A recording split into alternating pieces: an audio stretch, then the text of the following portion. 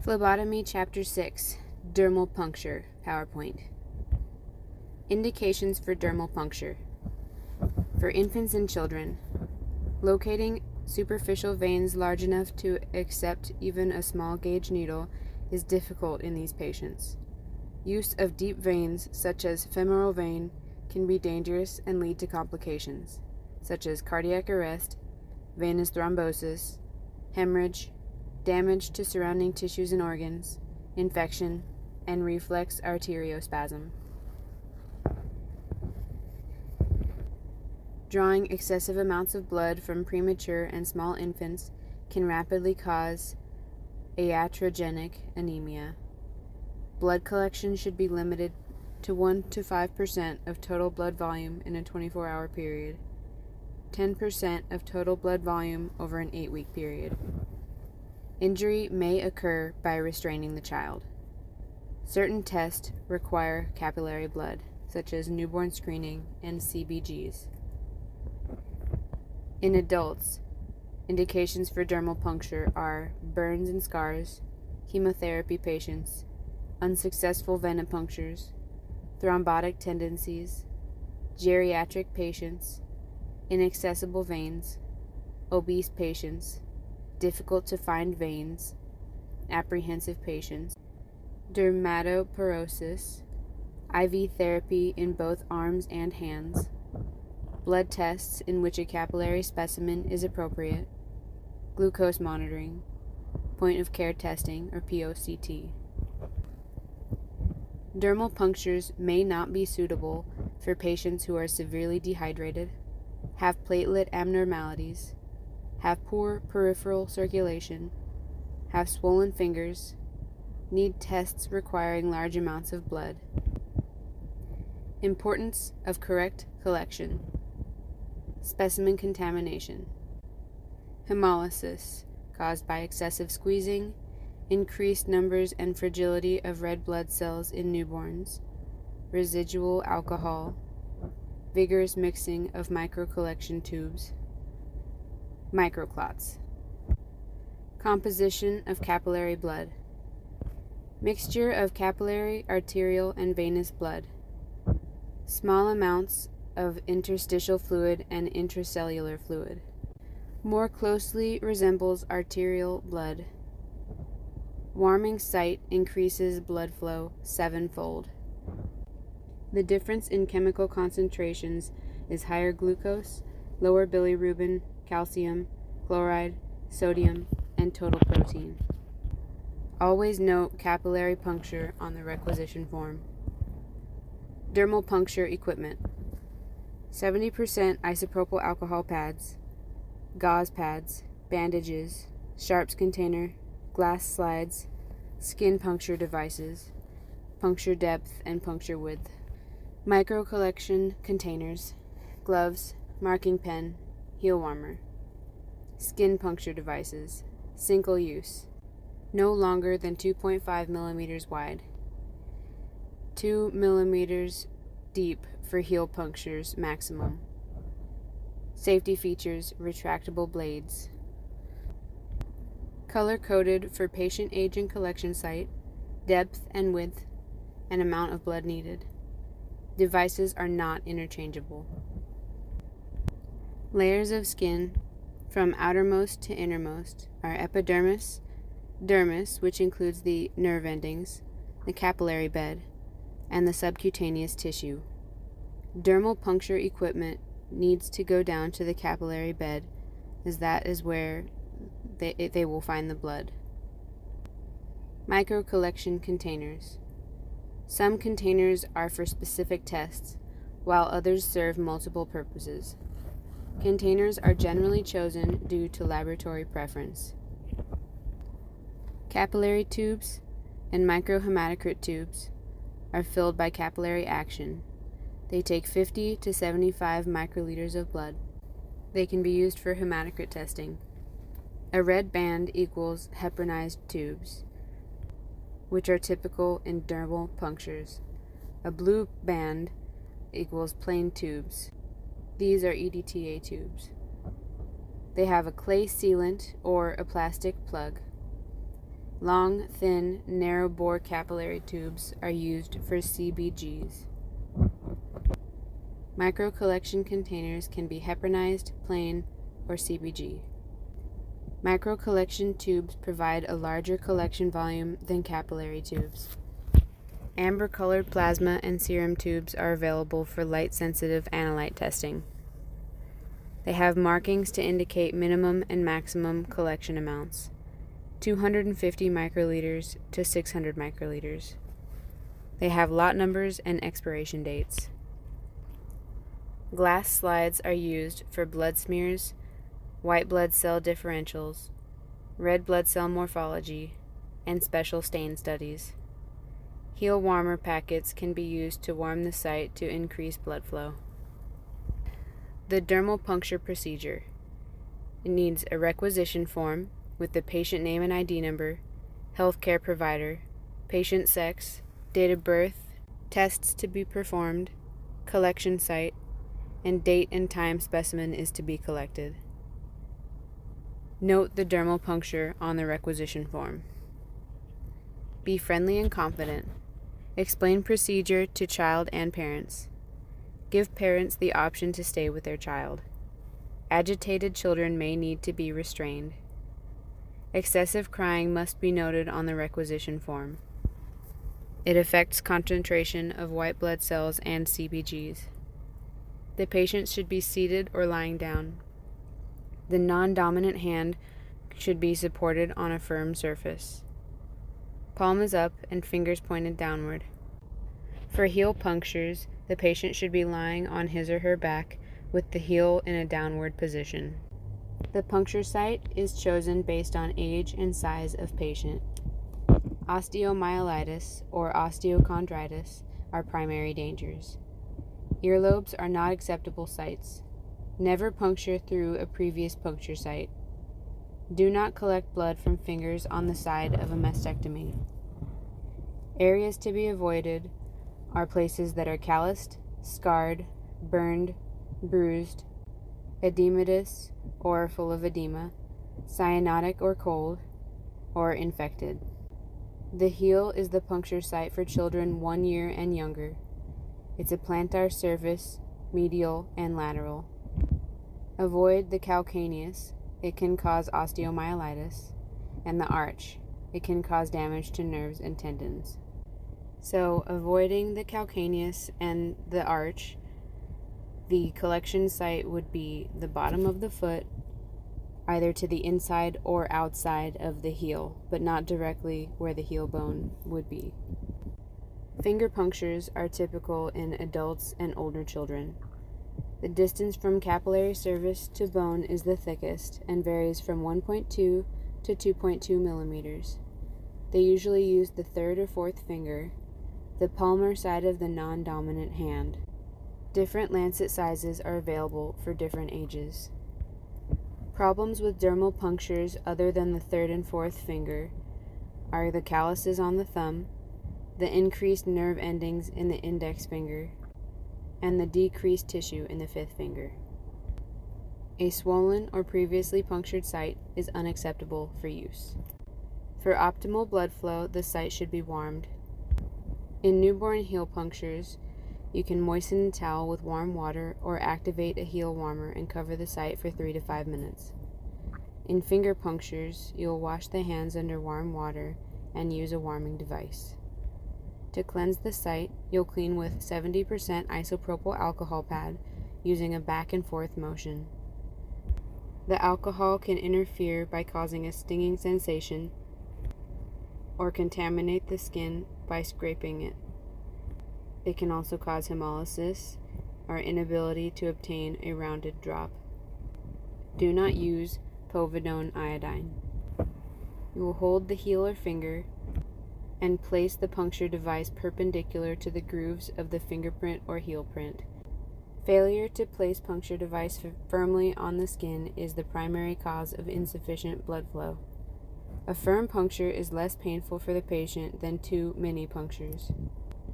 During specimen collection, the first drop is wiped off because it can be contaminated with alcohol and tissue fluid.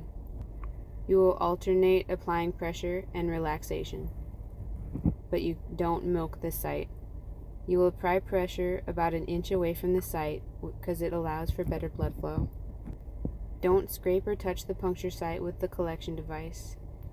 Position patient fingers in a downward motion to allow gravity to fill the capillaries with blood, and rotate the hand 90 degrees to allow to see clear blood drops without placing yourself in an awkward position. For micro collection tubes, you will slant them downward during the collection. The first 3 drops provide the channel to allow blood to flow freely into the tube. Once the tube is full, you'll attach the color-coded cap and invert 5 to 10 times. You want to work quickly to prevent clotting. An overfilled tube may clot. An underfilled tube can cause morphological changes in cells. Milking must be avoided to prevent hemolysis or tissue fluid contamination of specimen. You'll avoid scraping against the skin to collect the blood as it can hemolyze the specimen. In capillary tubes, you'll hold them horizontally to prevent air bubbles. This limits the amount of blood to be collected and interferes with blood gas determinations. They will fill by capillary action during collection. Then the tubes are sealed with sealant clay or plastic caps once filled. The order of draw is CBGs, then blood smears, then EDTA tubes, then green, light green, or amber lithium heparin tubes, then gray EDTA tubes, then gold, amber, and red serum tubes. When bandaging the patient, you'll apply direct pressure, elevate the patient's finger or heel, confirm the bleeding has stopped.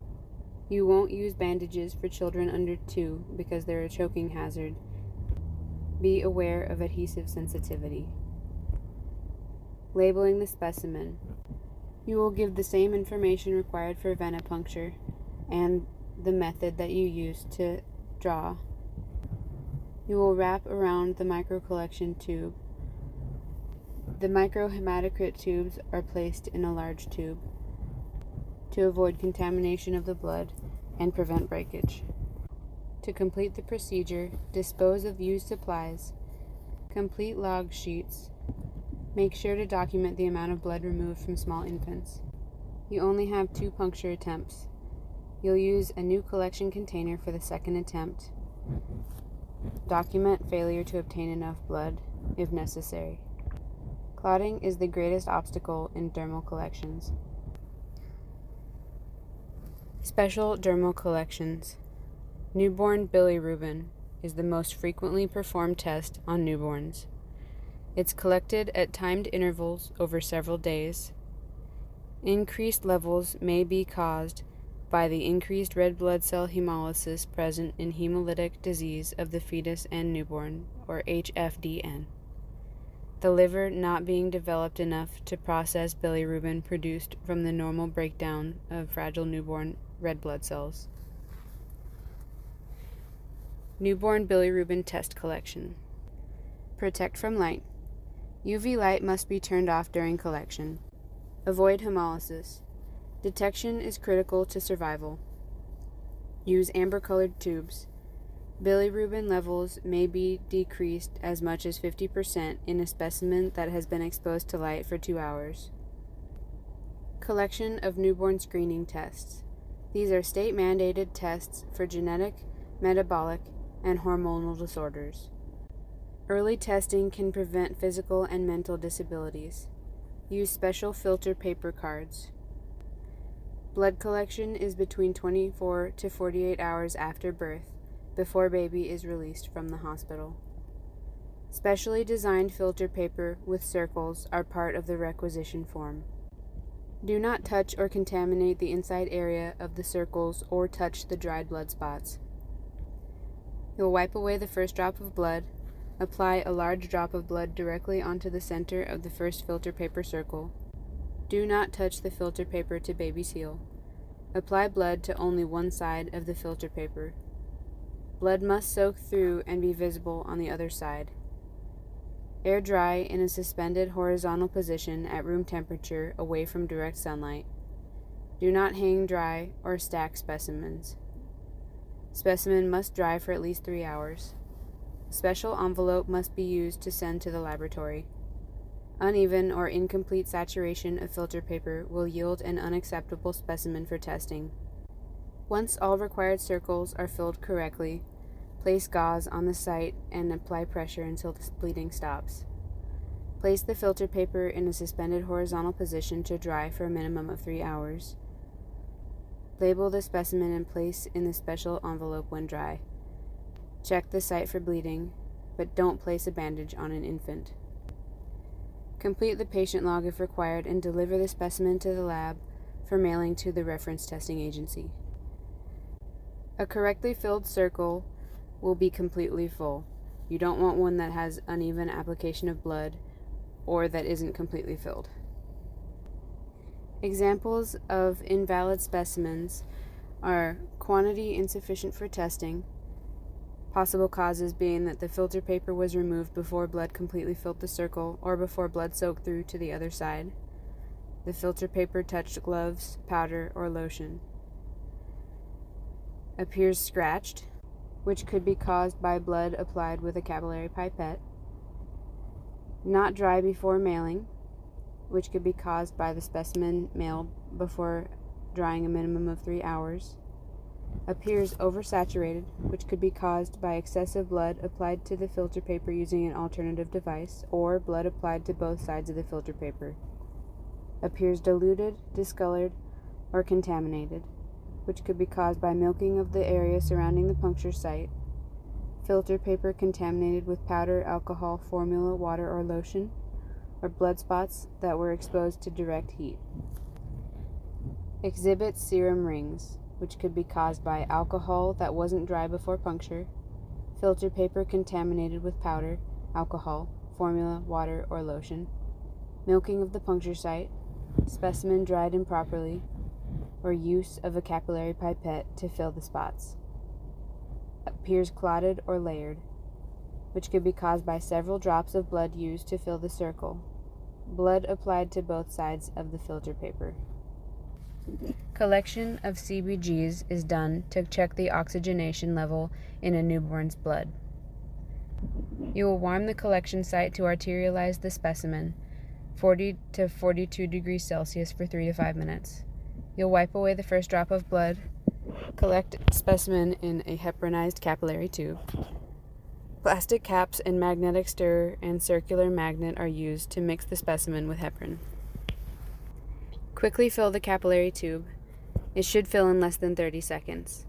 When it's full, immediately seal both ends to prevent exposure to room air. Slip a round magnet over the capillary tube. Mix the blood by moving the magnet. Label tube and place horizontally in an ice slurry if not tested within 15 minutes. Blood smears. They're used for differential blood cell count, special staining procedures, and non-automated reticulocyte counts. They should be collected before other specimens. They should cover approximately 1/2 to 2/3 of the slide, with no ridges, holes, or streaks, and they must have a feathered edge. You'll obtain 3 clean glass slides.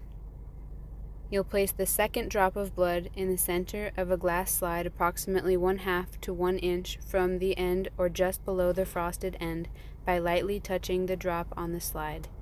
It should be 1 to 2 millimeters in diameter. Then place a second slide, or a spreader slide, with a clean, smooth edge in front of the drop at a 30 to 40 degree angle inclined over the blood. You'll draw the spreader slide back to the edge of the drop of blood, allowing the blood to spread across one end. Choose the slide position that works best for you. When the blood is evenly distributed across the spreader slide, lightly pull the spreader slide forward with a continuous movement all the way past the end of the smear slide. Be sure to maintain the 30 to 40 degree angle and do not apply pressure to the spreader slide. Place the slide in an area where it can dry undisturbed and repeat the procedure for the second smear. Smears collected on slides with frosted ends are labeled by writing the patient's information on the frosted area with a pencil.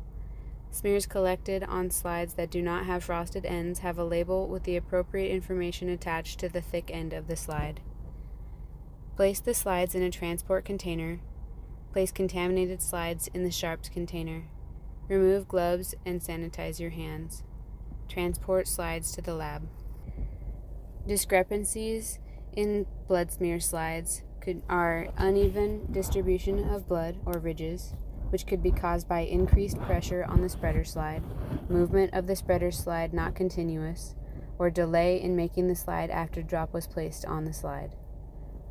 Holes in the smear, which could be caused by dirty slides or contamination with glove powder. No feathered edge, which could be caused by spreader slide not pushed the entire length of the smear slide. Streaks in the feathered edge, which could be caused by chipped or dirty spreader slide not placed flush against the smear slide, pulling the spreader slide into the drop of blood so that the blood was pushed instead of pulled. Drop of blood started to dry out because of a delay in making the smear. Smear too thick and short, which could be caused by drops of blood was too big. Angle of the spreader slide was greater than 40 degrees. Smear too thin and long, which could be caused by the drop of blood being too small. The angle of the spreader slide was less than 30 degrees, or the spreader slide was pushed too slowly. From the book, I'm going to go over some key terms and maybe just reiterate a few things since this PowerPoint was actually pretty thorough. So, key terms for Chapter 6 in the book: arterialize, warming a capillary site to increase the arterial blood in the vessel.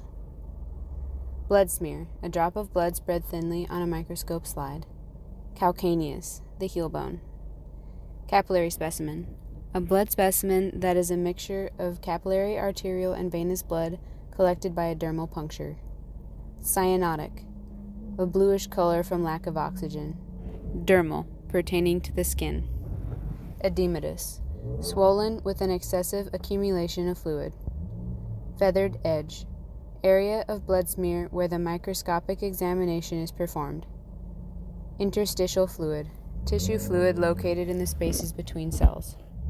Intracellular fluid, fluid within the cells. Jaundiced, appearing yellow. Osteochondritis, inflammation of the bone and cartilage.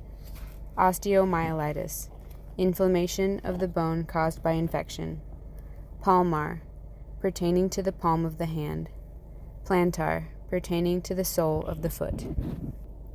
Use of deep veins, such as the femoral vein, can be dangerous and may cause complications, including cardiac arrest, venous thrombosis, hemorrhage, damage to surrounding tissues and organs, infection, and reflex arteriospasm, which can result in gangrene. Drawing excessive amounts of blood from premature and small infants can rapidly cause iatrogenic anemia. A 2-pound infant may have a total blood volume of only 150 milliliters. For pediatric patients, blood collection should be limited to 1 to 5% of total blood volume within a 24-hour period, and to 10% of total blood volume over an 8-week period. It may not be possible to obtain a satisfactory specimen by dermal puncture from patients who are severely dehydrated or thrombocytopenic, which is a low platelet level, have platelet abnormalities, or have poor peripheral circulation or swollen fingers. The interstitial fluid in a swollen finger may dilute the blood specimen when a finger puncture is performed.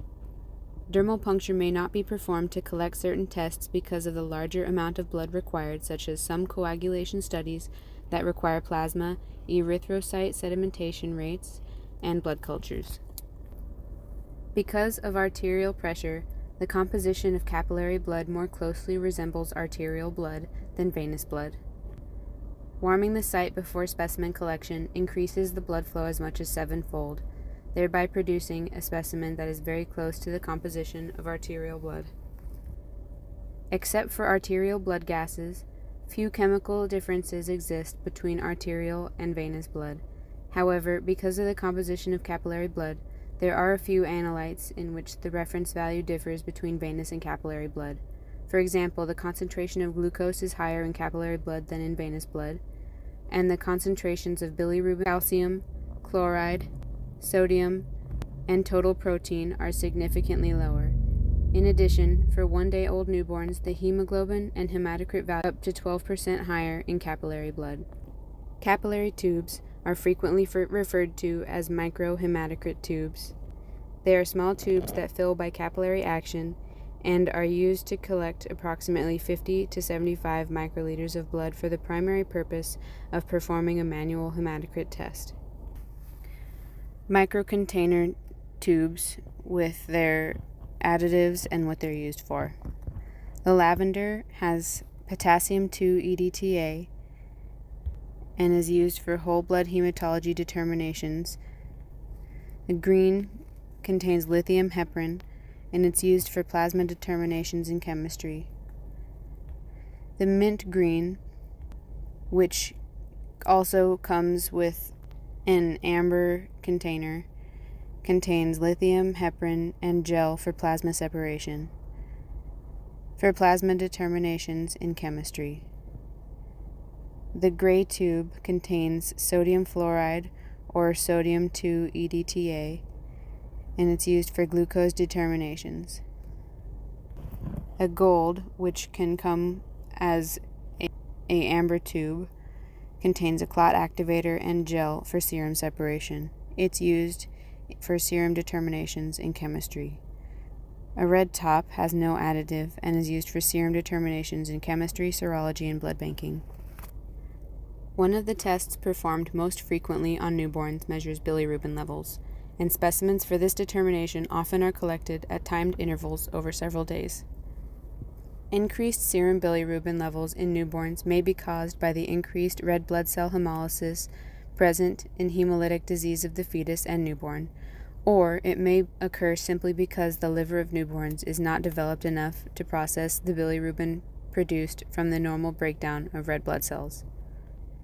Bilirubin test results are critical to infant survival and mental health because the blood-brain barrier is not fully developed in newborns, a condition that allows bilirubin to accumulate in the brain and cause permanent or lethal damage. Newborn screening is the test of newborn babies for genetic, metabolic, hormonal, and functional disorders that can cause physical disabilities, mental handicaps, or even death if not detected and treated early. Screening of newborns for 50 inherited metabolic disorders can currently be performed from blood collected by heel puncture and placed on specially designed filter paper cards. Each state has its own laws requiring specific tests of newborns. However, all states screen newborns for the presence of the most prevalent disorders. Many of these disorders can be prevented by early changes in the newborn's diet or early administration of a missing hormone. All states screen for phenylketonuria, or PKU, congenital hypothyroidism, galactosemia, and cystic fibrosis. Phenylketonuria, or PKU, is caused by the lack of the enzyme needed to metabolize the amino acid phenylalanine to tyrosine, which accumulates and causes problems with brain development and other delays in physical, mental, and social skills. Early detection is crucial because the damage is irreversible but can be treated with a diet low in phenylalanine and high in tyrosine. Congenital hypothyroidism is a thyroid hormone deficiency present at birth. Delays in growth and brain development that produce physical and developmental abnormalities can be avoided using oral doses of thyroid hormone within the first few weeks after birth. Galactosemia is a genetic metabolic disorder caused by the lack of the liver enzyme that converts galactose, or milk sugar, into glucose. Galactose accumulates in the blood and can cause an enlarged liver, renal failure, cataracts, blindness, and brain damage. Treatment is the elimination of all milk and dairy products by the infant. Cystic fibrosis is an inherited disorder caused by a genetic mutation that affects the transport of chloride across cell membranes. Secretions of thick mucus that are produced from the mutated gene build up in the lungs and organs of the digestive system, causing breathing disorders, infections, and malnutrition. Treatment includes mucus thinner medicine, bronchodilators, and antibiotics for infection. Arterial blood is the preferred specimen for blood gases as well as pH levels in adults. However, performing deep arterial punctures in newborns and young children is usually not recommended. Therefore, unless blood can be collected from umbilical or scalp arteries, blood gases are performed on capillary blood. Blood is collected from the plantar area of the heel and the palmar area of the fingers. Capillary blood is a mixture of venous and arterial blood with a higher concentration of arterial blood. The concentration of arterial blood is also increased when the collection site is warmed. Therefore, when collecting CBGs, it is essential to warm the collection site to arterialize the specimen using a commercial heel warmer or warm, moist washcloth. Chapter 6 Review Questions. 1. When selecting a dermal puncture device, the most critical consideration is the depth of the incision. 2. A dermal collection site should be warmed to increase blood flow. 3. Capillary punctures on newborns are performed on the plantar area of the heel. 4. Failure to allow the alcohol to dry on the puncture site may cause inability to perform a rounded drop, specimen contamination, and red blood cell hemolysis. 5. Wiping away the first drop of blood prevents specimen contamination. 6. The possibility of infection is increased when a puncture is made through a previous site. 7. Failure to puncture across the fingerprint during a finger puncture will cause blood to run down the finger. 8.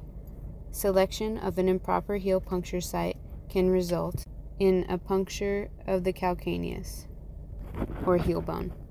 9. The order of draw for a bilirubin, blood smear, and CBC by dermal puncture is blood smear, CBC, and bilirubin. 10. A test included in a newborn screen is the PKU. Chapter 6 for further study. Hemolysis is a major concern when collecting a specimen for potassium and bilirubin by dermal puncture. 2. You can't alternate dermal and venipuncture collections when collecting specimens for a glucose tolerance test because the concentration of glucose is higher in blood obtained by dermal puncture. A specimen for a bilirubin test that has been sitting on the counter for 3 hours would be rejected because bilirubin is very sensitive to light and deteriorates quickly if not protected from the light. 4. 2 causes of osteomyelitis associated with dermal puncture are performing a dermal puncture on the back of the heel or calcaneus and performing a dermal puncture on the sides or tip of the finger. Case study. It is important to obtain rounded drops to prevent hemolysis because the rounded drops will flow smoothly into the collection tube.